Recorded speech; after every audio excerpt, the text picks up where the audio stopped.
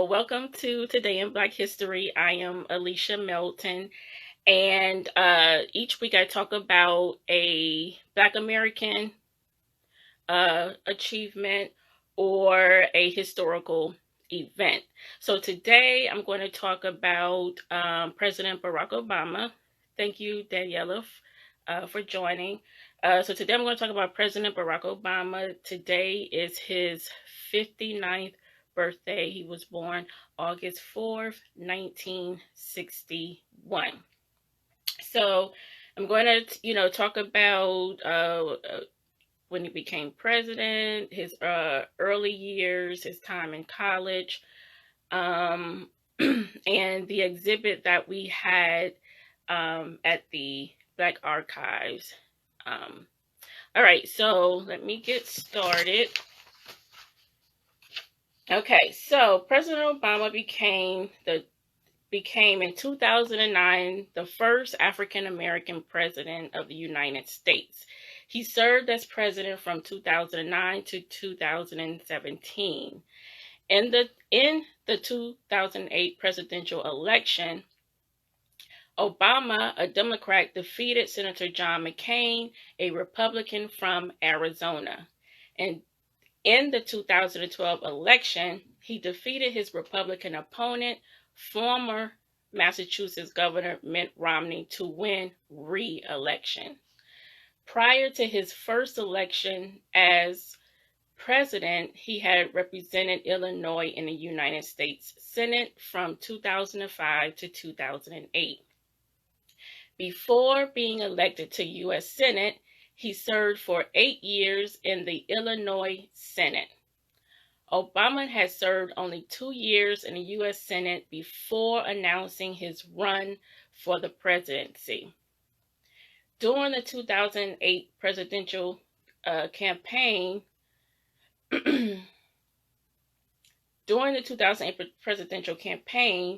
his opponents charged that he was too inexperienced to be president. However, he pledged a new kind of politics and sought to represent a strong change in direction from the administration of President Bush. In 2009, he won the Nobel Peace Prize. The Nobel Committee honored him for what it called his extraordinary efforts to strengthen international diplomacy and cooperation between people. He became the third sitting U.S. president to win the award. Theodore Roosevelt won the prize in 1906, and Woodrow Wilson won in 1919. So those of you who just joined, KPZ and Gabrielle, I'm talking about President Obama today. Today is his 59th birthday. When he first took office in 2009, the nation was experiencing an economic crisis more severe than any since the Great Depression of the 1930s. He continued and expanded economic stimulus programs begun under President Bush, backed by Democratic majorities in both houses of Congress. He pushed through a major health care reform legislation. And then I'm going to go back to some of the things he had done during his administration, but I'm going to talk about now his early life. So I mentioned he was born August 4th, 1961. He was born in Honolulu. His first name comes from the Swahili word baraka, which means blessing. His father was Barack Hussein Obama Sr., who was from Kenya, and his mother, Stanley Ann Dunham, who was from Kansas. Growing up, he was called Barry, and he grew up in both Indonesia and Honolulu. After graduation from high school, he enrolled at Occidental College in Los Angeles. He was popular among his classmates and became known as a serious student and an accomplished basketball player. While at Occidental, he participated in demonstrations to encourage the college to withdraw its investments from South Africa because of that country's policy of apartheid. He credited the experience with getting him involved in public policy issues. During his time at Occidental, he began to call himself Barack, his given name. Friends said Obama made the change to be taken more seriously and perhaps also to feel a stronger connection to his African heritage. In 1981, he transferred to Columbia University in New York City. He received a bachelor's degree in political science from the university in 1983. In 1985, he moved to the south side of Chicago to work for a community development organization in African American neighborhoods. In this role, he worked to bring reform to schools and public housing to help residents organize for job training and health-related issues. He entered Harvard Law School in 1988 and graduated magna cum laude in 1991. In law school, he became the first African American to serve as president of the Harvard Law Review. Law review members are selected on the basis of their grades and writing ability, and membership is a prized honor. As president of the Law Review, he gained praise from fellow law students for his willingness to provide a forum for different viewpoints. In 1989, while working as a summer associate at a Chicago law firm, he met Michelle Robinson. Michelle was a lawyer who we know who later became a hospital executive. They married October 3rd, 1992, and we know they have 2 daughters.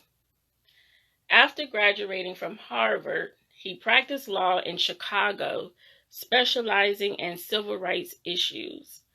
He also began teaching constitutional law at the University of Chicago.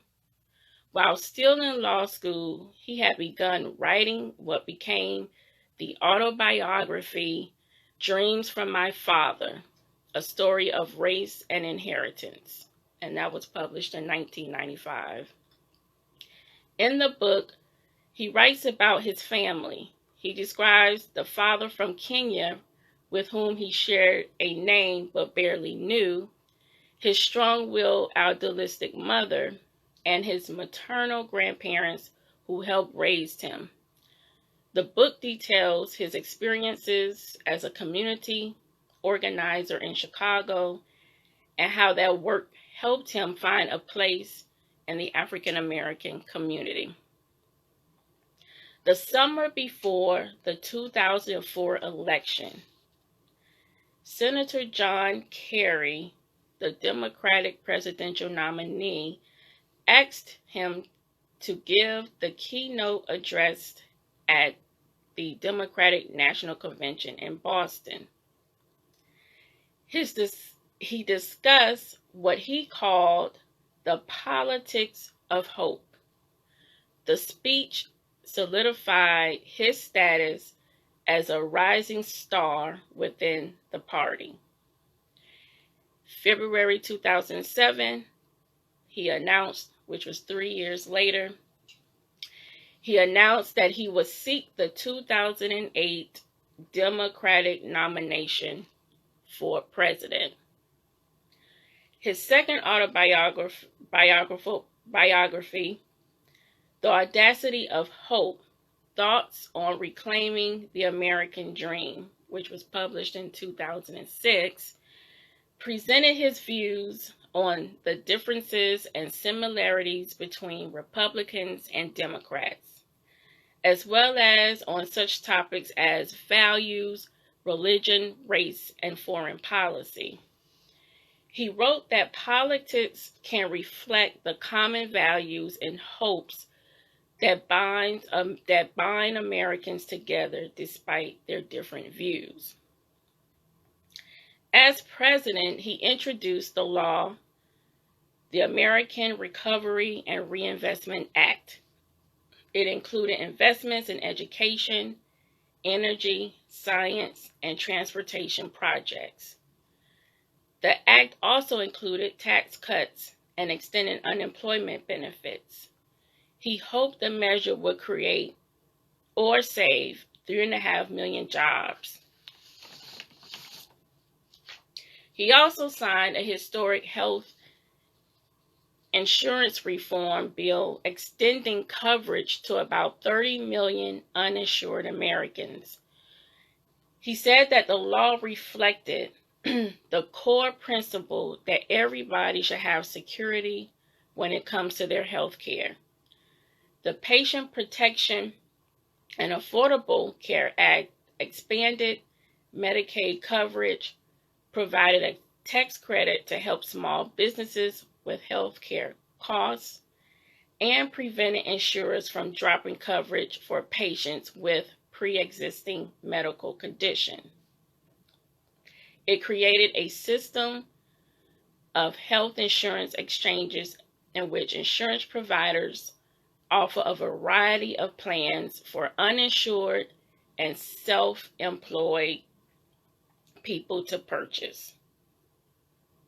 In March 2016, he became the first U.S. president to visit Cuba since Calvin Coolidge made a journey there in 1928, which was 88 years ago at that time.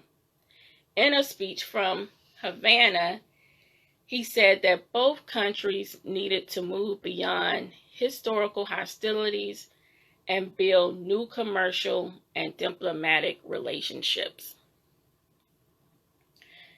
Later, after serving the nation for 8 years as president, he became a private citizen.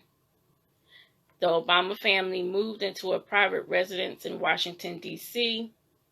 He also worked with the Obama Foundation to increase civic participation and help guide the building of the Obama Presidential Center on Chicago's South Side. In 2018, the Obamas started a production company called Higher Grounds Production. The company produces movies, documentaries for Netflix, the streaming media service. So that's a little bit of information about President Obama. Those of you who just joined us, we're talking about President Barack Obama, which today is his 59th birthday. August 4th, 1961 is when he was born. So next I'm going to talk about, and more information about him you can read on World Book online. So next I'm going to talk about, so at the Black Archives, there was an exhibit honoring his legacy, his work, and definitely his achievement of becoming the first the first African American U.S. president. And so I'm going to show you a copy of the exhibit card of this this exhibit. And so I'm going to hold it up so that you can see while I talk about this. So this was an exhibit titled Visions of Our 44th President. And this exhibit took place, the opening was in 2016 during Miami Art Basel, and it ran through 2017 during Black History Month. So that was February 2017.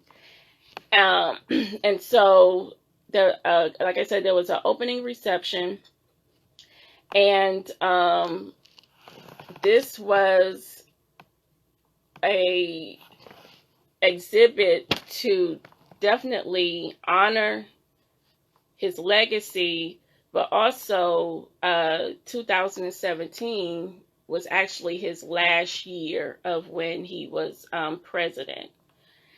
And so there were several people who attended, and I'm going to go into detail. I have another picture with um, of more of what this exhibit looks like, but I'm going to go into more detail. So here you see like pictures of bus here. So I'm going to show another picture while I'm talking about the exhibit. And I don't know how many of you, if you remember the exhibit, how many of you attended this exhibit. This was about 3 years ago. So it ran, like I said, from 2016 to 2017. So I'm going to hold up another picture. This is a picture of the exhibit. I'm going to, let me see, can you see it? So I'm going to explain a little bit about this exhibit. So the Visions of Our 44th President is a collective of sculptural show created to recognize and celebrate the historical significance of the first African American president. 44 contemporary African American artists participated in collaboration with the Charles H. Wright Museum of African American History, which is the Charles Wright Museum's permanent. This is their part of their permanent collection. And also, this is a collaboration with Peter Kaplan of Our World as well.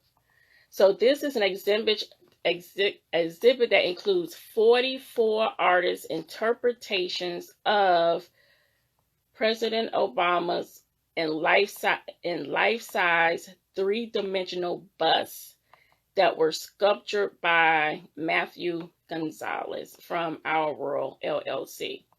So here, I'm just holding it up. So here you see like various different interpretations, artists being very creative of how they saw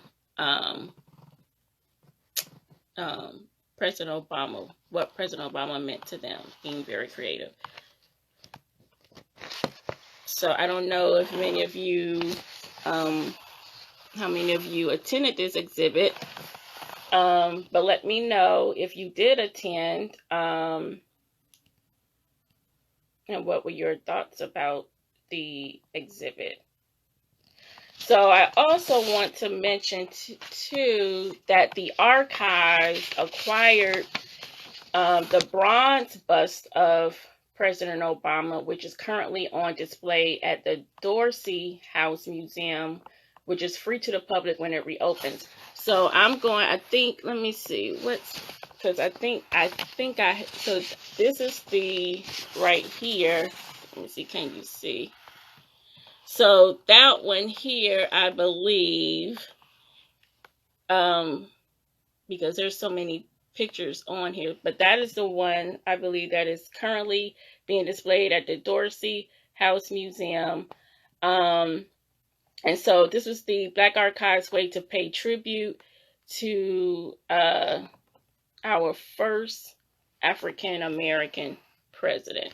So, and I'll just let you look at some of these pictures, but you can also go online to 44thpresident.us and learn more about this exhibit and about the artists who created these busts. Okay, so that's the exhibit for Visions of Our President, Visions of Our 44th President, Barack Obama. All right, so so that concludes my segment. Thank you all for joining. Those of you, thank you for, I know Awaken Natural just joined. I spoke about President Barack Obama, who today is his 59th birthday. He was born August 4th, 1961. And I was just sharing an exhibit that the Black Archives had